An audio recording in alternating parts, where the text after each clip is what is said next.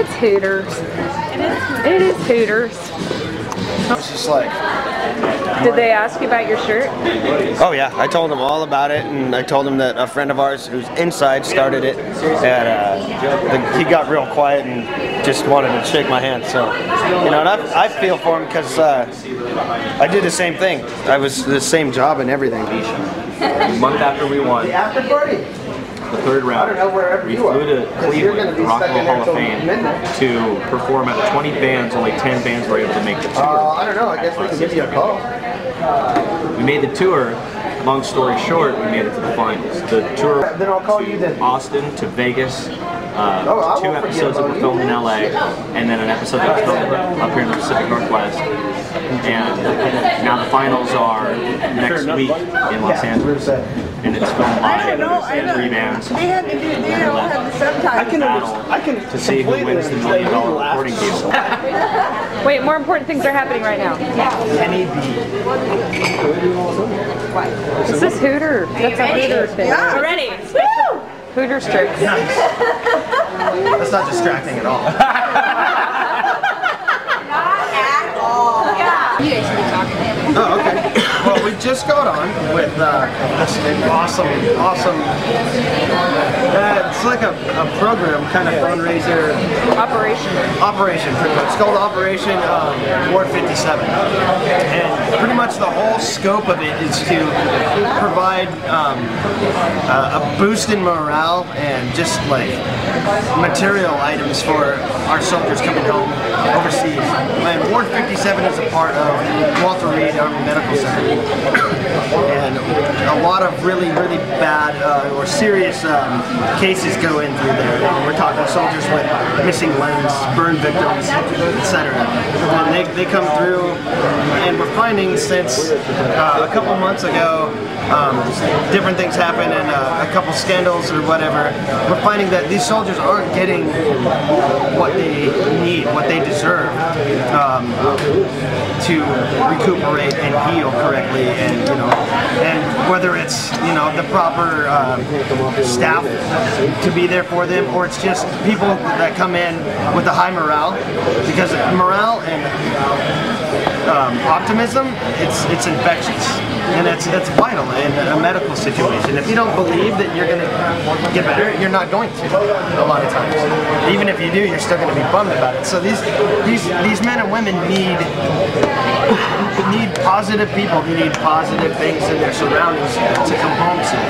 And Operation Ward 57 is branching out and reaching out to local artists and musicians, athletes, to pitch in what they have and use their influence to help give in what they have. You know, whether it be DVDs for a library that they're starting over there, to give soldiers that are there going through physical therapy or whatever to watch on their off time in their rooms, to hooking them up with t-shirts, or having visitations come in, some of their favorite football players to come fly in and hang out for a day, some of their favorite bands, you know. And there's a handful of bands that have gotten on and played shows and are spreading the word, and we wanted to be a part of it.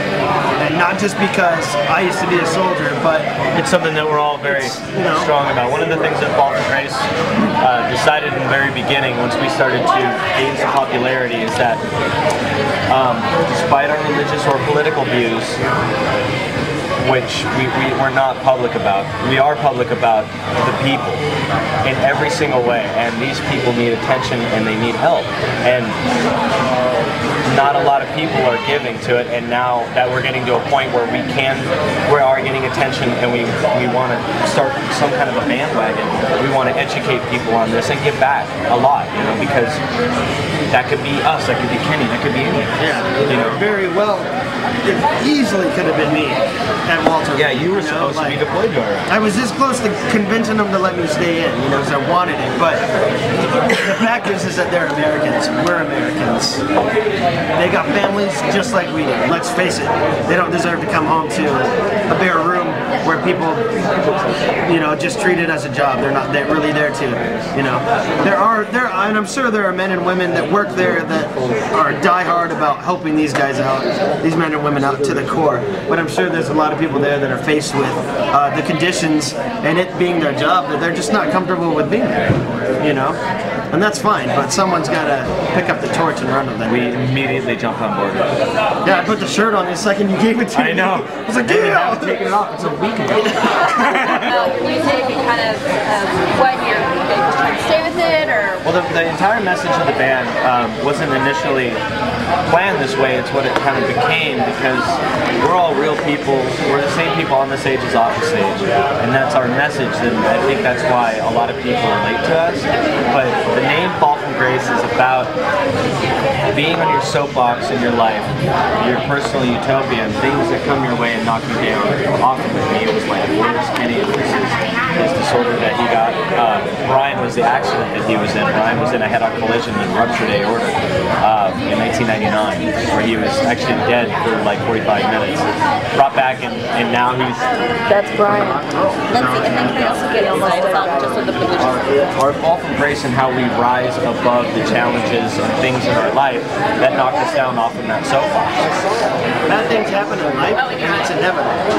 What isn't inevitable is, you know, how you treat it. If you're just going to lament about it, then you're done. You might as well just give up.